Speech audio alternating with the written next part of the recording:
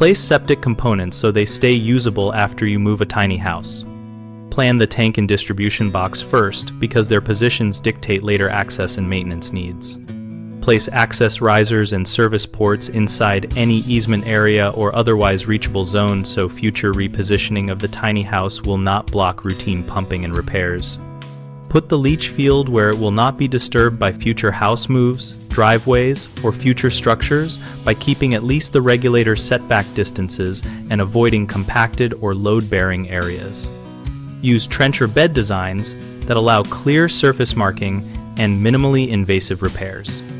If your tiny house is truly portable, consider a portable holding tank sized for your typical occupancy and pump-out frequency to avoid a buried system constraint.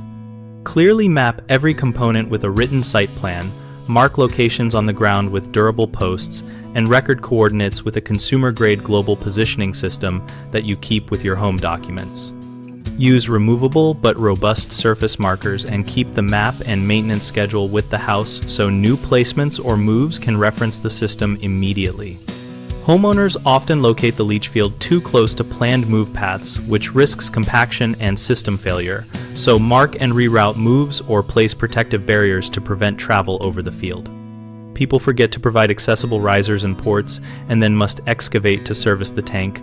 Plan riser locations within the easement or future footprint and install durable caps for easy access. Another common issue is assuming a buried system can move with a tiny house, which it cannot, so either choose a portable tank system for mobility or design the permanent system intentionally out of the house movement zone. Document this decision and the required distances so future buyers or movers do not unknowingly relocate onto the field.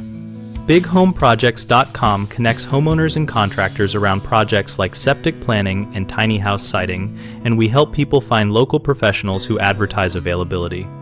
We host a discussion community where homeowners and contractors exchange real-world experiences, site planning tips, and practical placement strategies.